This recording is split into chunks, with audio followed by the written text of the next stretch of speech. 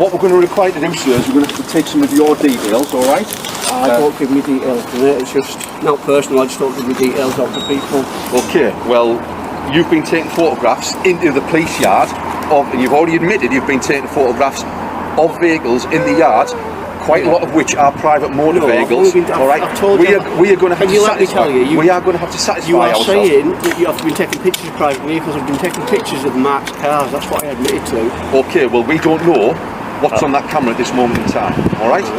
Okay. What I'm going to do is I'm going to step back now because there's another supervisor here, and I'm actually the custody sergeant, so I could be the person that's dealing with you next in the custody block. All right. So I'm going to step back. To deal with. I've done nothing wrong. The officers will ascertain that. The officers will ascertain that. All right, sir.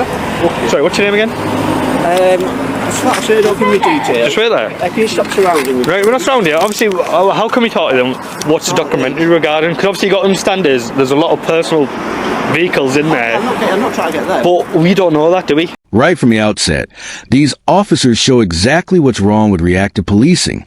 They approach Auditor Matt, not based on anything he's done wrong, but on vague discomfort, asking for his details simply because they don't know what's on the camera.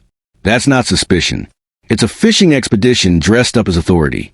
What's worse is how quickly they try to spin a lawful activity into something suspicious. Matt clearly states he's filming marked police vehicles, something fully in view from a public space. Yet, the officers deflect with hypotheticals, mentioning private vehicles and insisting, "We don't know that." Even after Matt makes his intentions obvious, it's a tactic meant to shift the burden of proof onto him. A complete inversion of how the law is supposed to work. You understand our point of view? We don't know what vehicles you've got and what you've got on camera and what's been recorded. Do you get our view on that? But what does it matter even if they were in there? Because obviously if this is going on YouTube like a documentary, it gets shared, doesn't it? Yeah. Which is a lot of people, officers' details, vehicles, people can search it. Details? It's not details. Well, it's vehicles. there's vehicles with registrations, yeah, you can. We need to ascertain who you are, okay? You can't ascertain who. I just told you that I don't give me details. Right, that's fine. I've got every right to not give me details. You have, but what you need to understand is that it's also you can be arrested, so that we can ascertain. So we can ascertain. Under what law? So we can ascertain what your details are. Under what law? Okay. Under what law can I be arrested? Can you state the section and can you read that out, please? Don't need to. You do need to. Don't need to. It's in your code of practice. You don't need to. Yes, you do. Yeah, you really do. We can arrest you and we'll be explained in custody. I'll be looking into this as to why you saying you do not have to explain what section of the law you're arresting me under. I don't need to. Yes, yes, you do. Don't need to. Yes, you do. Don't need to at all. This moment is nothing short of reckless when Matt asserts his right not to provide his personal details, which unless he's suspected of committing a specific offense, he's fully entitled to do. The officers don't respond with clear grounds or lawful reasoning. Instead, one of them bluntly says, "I don't need to." When asked under what law Matt could be arrested, that's flat out wrong. UK law underpace makes it absolutely clear. An officer must explain the reason and legal authority for an arrest at the time it's made. It's not optional. It's a duty. Even worse, another officer says, "We can arrest you and explain it in custody." That line exposes a complete breakdown of lawful process. Arrest is not a tool for unlawful digging or forcing compliance. It must be justified before the cuffs go on, not after. This isn't a technicality. It's a safeguard designed to protect people from arbitrary detention. I don't know your name at the moment. Right, obviously, let me put this in your pocket. Yeah, no problem. Right. Do you want to give us a dog so we'll say that? At this moment in time, you've been arrested so we can ascertain your identity, alright? Under what law? Obviously, that'll be explained when right? You don't have to say anything but may harm your defence. If you don't mention one question, so much relate that in court. Anything you do say may be in evidence, alright? Yes, what law are you arresting me under, please? We don't know what you're doing. We don't know what your intentions are at this moment. You got to understand that. This is mental, this. Could you tell me, please? It'll get explained when we're in custody, alright? No, you have to explain why I'm being arrested. You don't just arrest someone we have to understand your identity. We don't have any details about you. We don't know who you are, what your intentions are, anything like that. So you've been arrested to ascertain your identity, alright? It's an unlawful arrest then. It's an unlawful arrest and someone will be held responsible for it. Okay? You're going to learn the hard way that you've just made a big mistake.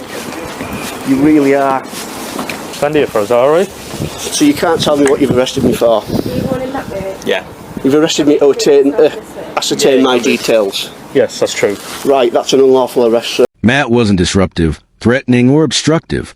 He was calmly filming marked police vehicles, something any member of the public is lawfully entitled to do. Yet, instead of assessing the situation rationally, officers defaulted to an arrest that lacked any lawful foundation. When Matt rightly asks under what law he's being arrested, the officer refuses to answer, coldly responding that it will get explained in custody. That's not just dismissive, it's unlawful.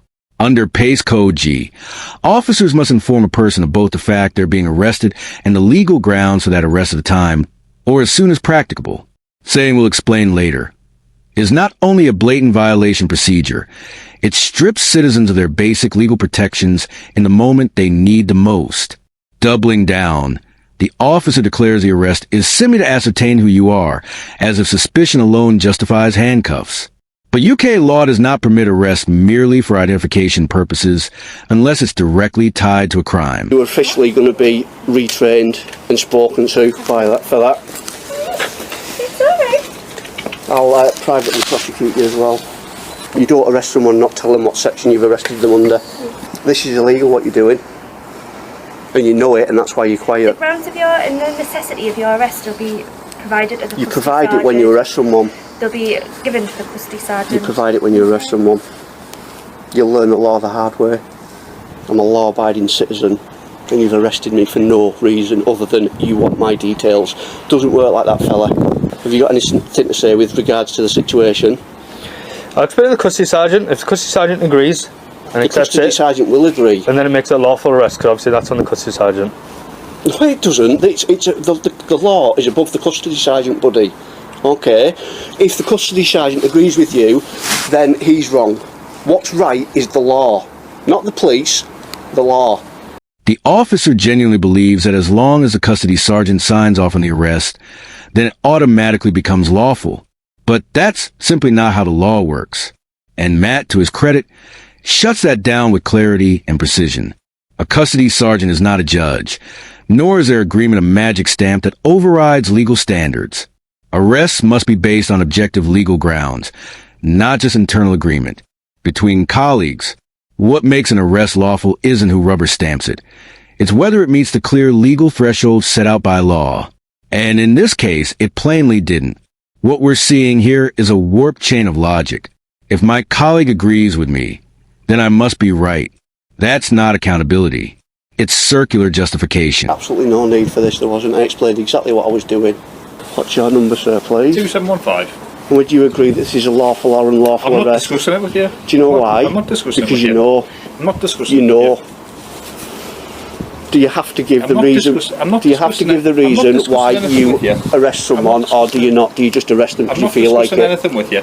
You don't, do you? You don't arrest not someone because you discussing just anything feel with like it. You don't do that. Relax, because the cuffs will end up. It's all right. I'm not bothered. It's okay. We're not going to engage with you until we're in there and there's cameras in there. All right? Is your body cam on? There's no requirement to speak to you now. Is your body cam on? Okay? Is your body cam on? Done. It's on. You're supposed to tell me when you turn it on as well. You don't just turn it on, you inform someone when you turn it on. That's another thing you'll learn. And this will be unlawful imprisonment. Hello.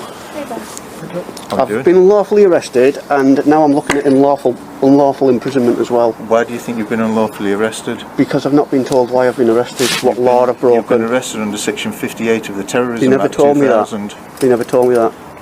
Right. Well, You're supposed to that's why you've been arrested. Well, they never told me that. So, Well, I've been told that, so I don't know why you haven't. well, I haven't been told it and I've got it all on video. Okay. When Matt tells the inspector he's been unlawfully arrested because no grounds were given, the inspector, instead of correcting the mistake, casually responds he's been told it was under Section 58 of the Terrorism Act and doesn't know why Matt wasn't informed. That alone confirms the failure. Even the inspector, whose role should be to uphold and ensure due process, acknowledges a breakdown in basic procedure and offers no remedy for it. Section 58 of the Terrorism Act 2000 is no small accusation. It relates to possessing or collecting information likely to be useful to a person committing or preparing an act of terrorism. Applying this to someone filming marked police cars from a public place with no other suspicious behavior or context is an extreme and baseless stretch. And for Matt to be held without even being told that's the charge, that's not just sloppy. It's a violation of the legal duty officers have to clearly inform someone of their arrest grounds at the time, not after the fact. That's why you're arrested. Right. So would you like to search me, sir? I'm not going to arrest you, I'm the inspector. Would you like to search me then under the Terrorism Act? I don't want to search you at the minute. You'll get searched at the appropriate place and at the appropriate time. Right, no problem. And not by me. Okay? Do we have any recording devices running whilst he goes into custody?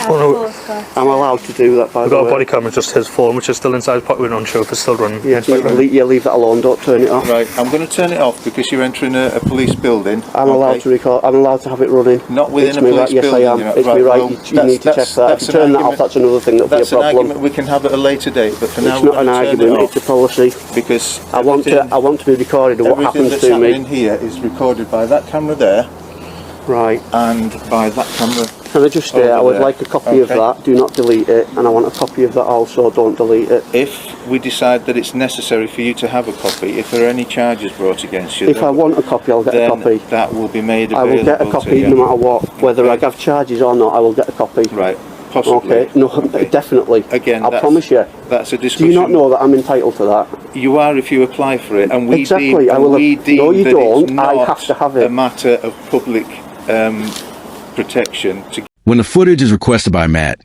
the inspector replies that he'll only be entitled to it if they believe it's necessary and if he's charged. That's simply not how it works. Evidence doesn't suddenly become accessible only upon charge.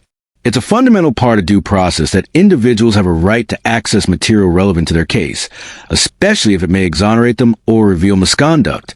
Matt's sharp response is absolutely correct. He is entitled to footage, charged or not.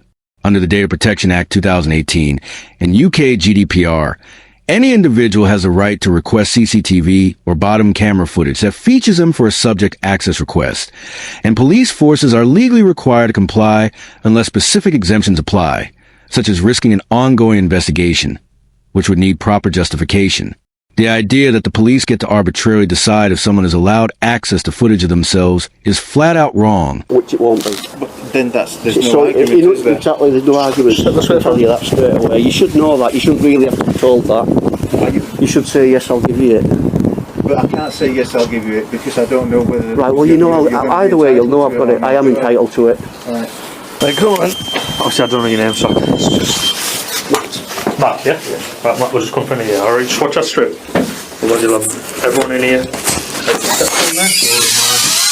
Just one side, don't it? Through here, Matt. See if I jump through there. Just through here, lad. I'm just stand there. As the video wraps with Matt being taken into custody, the story doesn't end there. In fact, the aftermath tells us just how seriously Matt took this violation of his rights.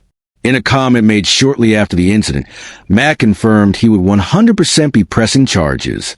And even a year later, he responded to viewers confirming that he was still actively pursuing the case. This level of persistence shows just how strongly Matt believed the arrest was unlawful and that it wasn't something he would let slide. It also highlights how difficult and drawn out the process of seeking justice can be when going up against a system that often protects itself. This episode wasn't just about a man with a camera. It was about how quickly officers can bypass protocol, sidestep rights, and wield the law as a tool of compliance rather than protection. Let's recap the disturbing moments with fresh perspective. The officers began with shaky justifications, citing vague suspicions and making leaps about Matt's intentions just because he had a camera. What's perhaps most alarming is that this all unfolded in front of multiple officers, none of whom stepped into correct course. That's not just individual failure. That's cultural failure within the force. This incident shows how unchecked authority can spiral, especially when officers are emboldened by each other's silence. Instead of de-escalating and assessing the situation for what it was, a citizen filming in public, they manufactured suspicion, enforced compliance through arrest, and wrapped it all in legal half-truths. Matt's experience is a sobering reminder that knowing your rights is essential, but it's equally vital that those in power respect them. That's it for today's video. If you enjoyed this episode, don't forget to like, comment, and subscribe. It really helps me continue with my independent coverage. His channel is linked in the description. Show him some love. Thanks for watching.